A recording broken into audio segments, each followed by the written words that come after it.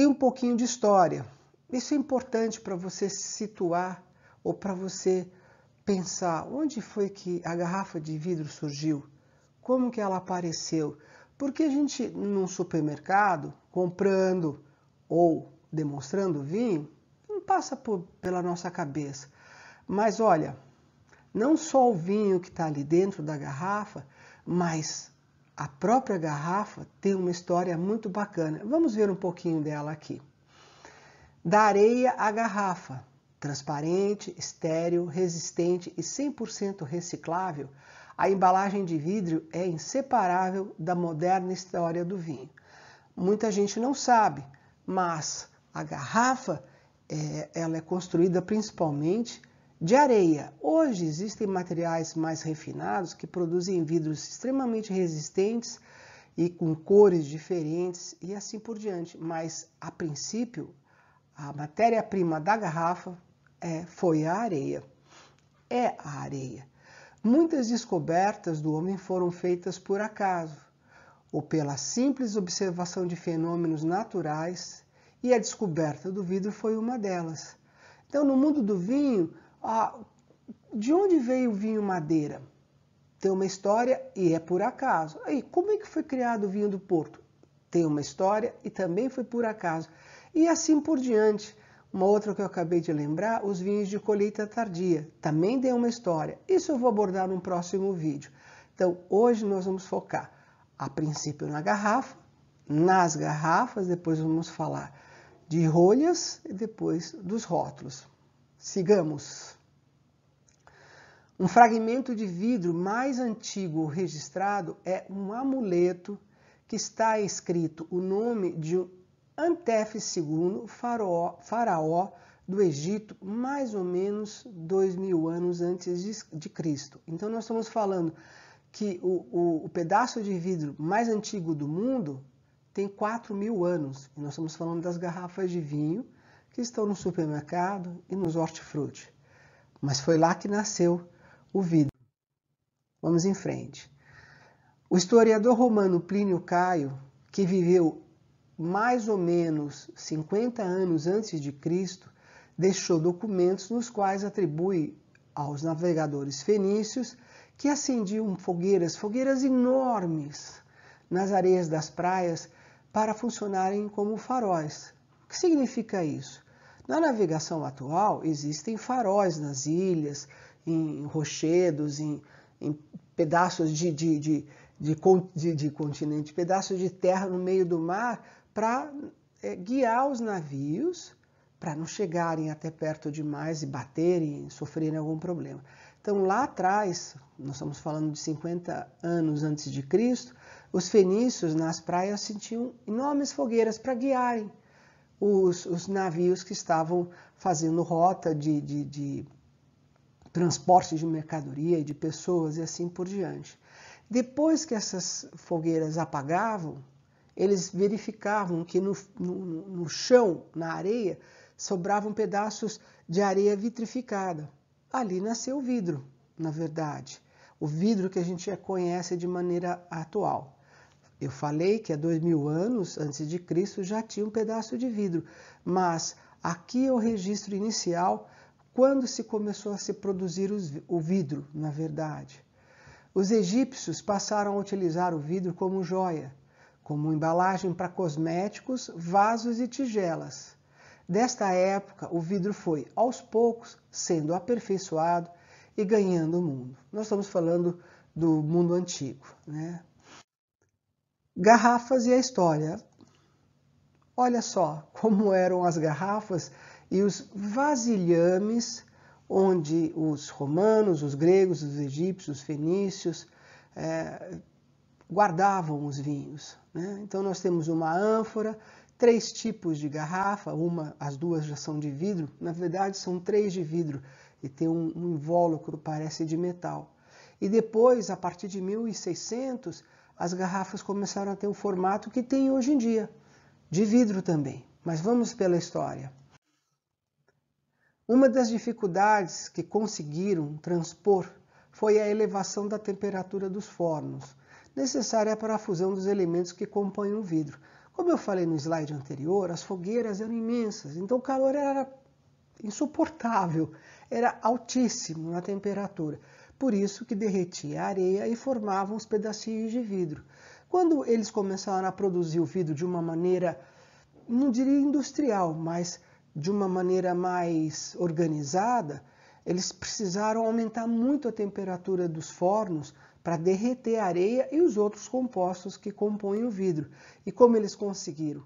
Através de foles. Foles aquelas, parece uma sanfoninha que você aperta e sai um ar mais forte, mas eram foles imensos. E com isso fizeram com que o fogo ficasse mais ardente, mais quente, produzindo mais calor e aumentando a temperatura. Fazendo assim, a massa vítrea passou a ser mais maleável e de qualidade mais apurada, aumentando a possibilidade de fabricação de artefatos diferentes. Então, eles não estavam pensando muito em garrafas, mas o vidro era uma coisa muito importante para eles naquela época. No entanto, foi somente com a descoberta da técnica do sopro, fabricação de vidro oco, que capacita a produção de garrafas, potes e copos na Síria, novamente, no século I a.C., que a grande revolução da história do vidro teve lugar. Então, até tem propaganda na televisão de um garoto que é vidreiro, ele está fazendo uma garrafa ou um pote, e é uma propaganda sobre investimento, ele assopra, né? Então, eles conseguiram fazer com tubos, assoprar a massa e aí formaram as garrafas. Então, todas as garrafas a partir de 1600 eram produzidas através do sopro, né? Até dizem que a garrafa tem 750 ml porque é a capacidade pulmonar de sopro de uma única vez do soprador de vidro para fazer uma garrafa. Interessante isso, né? Eu estou falando, as histórias sobre o mundo do vinho são muito bacanas. O Império Romano já se estendia sobre o Oriente Médio.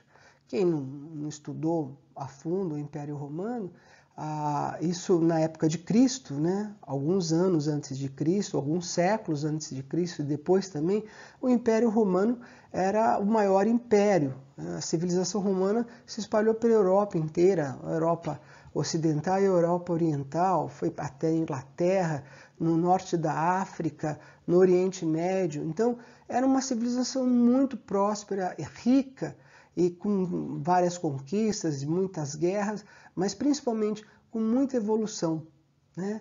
E ali diz, o Império Romano já se estendia sobre o Oriente Médio e o vidro foi ganhando espaço e status de produto nobre, presente nas casas mais abastadas dos romanos.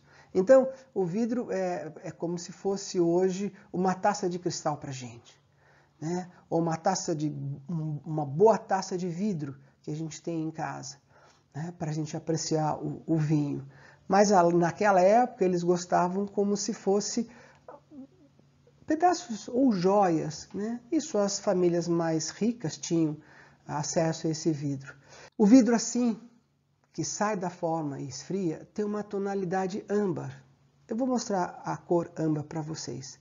É necessário agregar colorantes, tanto para obter um vidro verde, coloca-se cromo, quanto para se obter um vidro branco transparente, coloca-se manganês, né? A areia, a sílica, é um dos materiais que compõem o vidro que faz a garrafa. Aqui, para se produzir o vidro verde, que são a maioria das garrafas dos vinhos tintos, coloca-se cromo. E para se fazer as garrafas de vinho branco e rosé, coloca-se manganês. Vamos em frente. Mas a história do vidro teve um período escuro e longo, quando o Império Romano caiu. Por volta de 300 anos depois de Cristo, o Império Romano sofreu grandes baixas pela invasão dos bárbaros, né? E aí nós entramos na Idade Média, onde o vidro ficou mais ou menos quietinho, escondido, não evoluindo tanto. Isso falando de história, mas com certeza ele teve sim, evolução nessa época.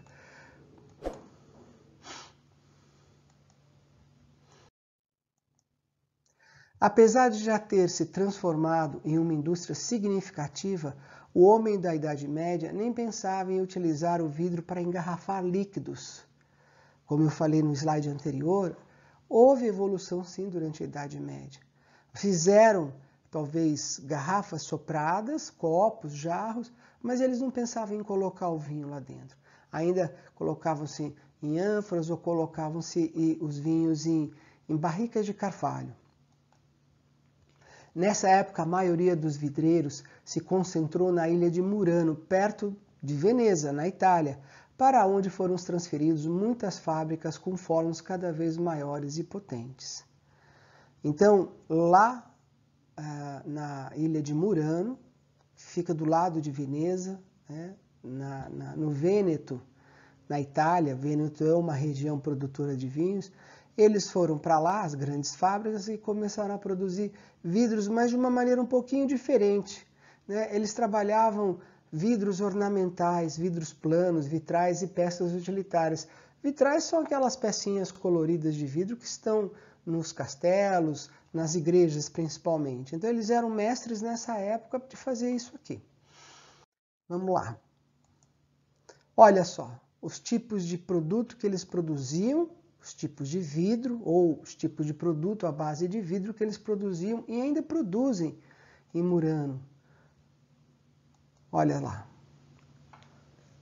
Na casa da minha avó tinha uns bichinhos de vidro pequenininhos e vários. Eu ficava olhando aquilo, achava interessante e ficava, como é que alguém consegue fazer isso? E lá naquela época já se fazia esse tipo de ornamento, né? Lembrando que Veneza tem é uma cidade no meio, uma cidade que surge no mar, né? E são vários canais por onde você passeia nesses barcos, essas gôndolas, que muitas vezes as pessoas entram, comemoram uma viagem e vão passear nesses canais. Murano também é assim. Mais um pouquinho de história, já estou acabando, né? Ao final da Idade Média trouxe uma revolução que começou com o aumento da produção de bens de consumo, dos alimentos e, consequentemente, dos vinhos. Então a população está crescendo, Idade Média, final da Idade Média, perto de 1600, a população cresce, os alimentos começam a ser produzidos em maior quantidade, os vinhos também, e aí, na verdade, eles começaram a pensar em colocar os vinhos em garrafas. Os problemas políticos fizeram com que somente em meados de 1600 a indústria do vidro, especialmente a inglesa, fosse capaz de produzir garrafas de paredes mais espessas, portanto mais resistente, permitindo que o vidro pudesse ser também uma embalagem para o transporte de vinhos. Então, a partir de 1600, quando os ingleses começaram a produzir essas garrafas, começaram também a colocar vinho lá dentro e transportar, e levar de um país para o outro, levar até a mesa de um local onde se vendia o vinho, até a residência da pessoa que comprava. Então, em 1600 a garrafa tomou a forma que tem hoje. Hoje em dia, a garrafa não é mais soprada por seres humanos. Até pode ter isso, mas a maioria é industrializada. Como vocês estão vendo aqui nas fotos. Aqui tem um vidreiro que está moldando algum jarro, alguma coisa com a mão. Também tem um jarro que foi soprado, mas nas outras fotos a gente consegue ver as garrafas incandescentes sendo produzidas em escala industrial. Olha só, nós vamos começar a sair ou transferir o assunto, né, de garrafa para um outro assunto que eu vou abordar aqui. Mas um problema que atormentava os produtores de vinho desde a antiguidade era a maneira de vedar os vasilhames. Lá na antiguidade, naquelas ânforas, algumas civilizações colocavam panos e colocavam resina de abelha para fechar, mas era muito trabalhoso. Mesmo assim, eles conseguiram diversas maneiras, com couro, diversas maneiras de fechar os vasilhames. Eu falei couro, resina de abelha, eles criavam alguma coisa para o vinho não derramar durante o transporte, né? Eles já haviam percebido que os recipientes mais bem fechados conservavam o vinho por mais tempo. Então, nós estamos falando em 1600, as garrafas de vidro para o transporte, para o consumo e também para o armazenamento. E os vinhos que ficavam mais tempo armazenados melhoravam com o tempo, mas precisava de um processo ou de um objeto que pudesse vedar e fazer com que o vinho permanecesse íntegro dentro da garrafa, né? Então, a utilização das rolhas de cortiça no século XVII já era popular na Espanha e em Portugal, mas encontrou uma resistência nos outros países europeus. Mesmo assim, ela foi disseminada e se tornou a melhor companheira da garrafa e do vinho, exatamente para fechar a garrafa. Com o passar dos anos, descobriu-se que a garrafa de vidro e a rolha de cortiça era a melhor combinação para preservar e transportar os vinhos. Então, hoje a gente olha uma garrafa, será que é de rosca, será que é de rolha, de cortiça sintética? A gente olha, oferece, abre com saca-rolha de uma maneira muito tranquila. Mas até lá teve tudo isso de história, ou melhor, até aqui, olha quanta história a gente já teve. Os formatos atuais das garrafas de vidro evoluíram um pouco nos últimos 100 anos, a não ser pela adoção da tampa de rosca e pelas pesquisas e lançamentos de garrafas mais leves, que geram menor impacto ao meio ambiente. Então, no começo as garrafas eram espessas, pesadas, né? Porque eles não tinham tanta tecnologia. Hoje em dia, a busca por garrafas mais leves e mais duráveis é o principal objetivo da indústria de vidro para produzir garrafas.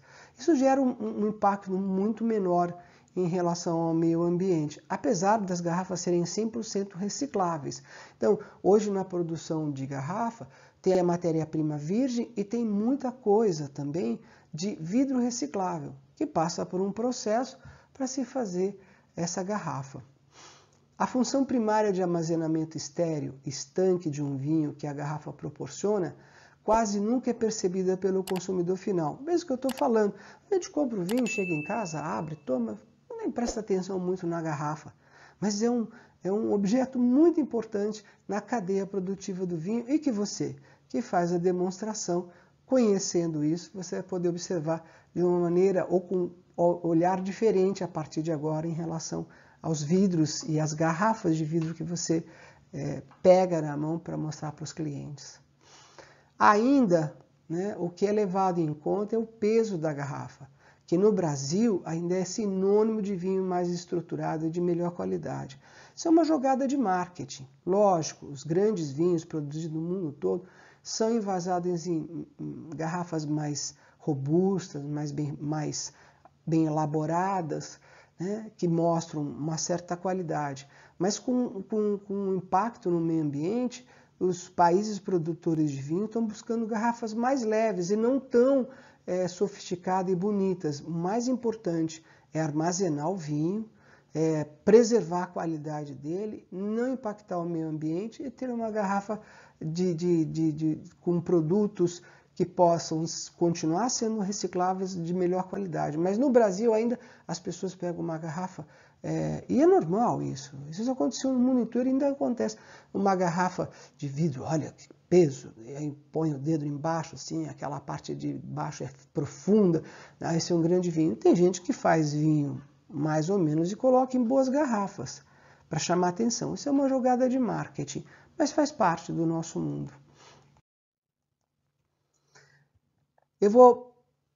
Futuramente eu vou fazer uma aula mostrando todos os tipos de garrafa em relação ao mundo do vinho. Mas aqui eu vou colocar as duas mais importantes. A bordaleza e a borgonhesa, que são as garrafas mais populares no mundo, fabricadas em várias cores, foram os primeiros formatos utilizados de garrafas ecoeficientes que são mais leves. Eu estou falando o tempo todo de meio ambiente. Eu falei também lá atrás da cor âmbar. Essa é uma cor âmbar, né? Se eu colocar cromo, ela vai ficar verde. Então, essa garrafa é chamada de bordaleza, ou estilo bordaleza, de Bordeaux na França, onde são colocados, onde são envasados os vinhos mais encorpados.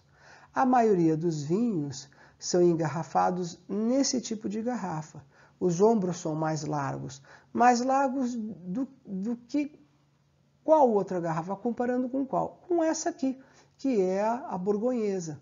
Então, esses são os dois estilos mais populares, mais famosos que tem no mundo do vinho, espalhado por todos os países. O estilo borgonhesa, da Borgonha, são vinhos mais delicados e também utilizados em grande parte, ou melhor, em quase todos os países vinícolas. Se você for para o Alentejo, que é uma região produtora de vinhos em Portugal, as garrafas vêm nesse formato também, né? A gente consegue encontrar no Chile a uva que produz o vinho Syrah, eles colocam nessa garrafa. Então, as duas garrafas são utilizadas em todos os países produtores de vinho. Mas tem outras garrafas também. Mas futuramente eu mostro para vocês que garrafas são essas que eu estou comentando. Agora é só para ter uma amostra.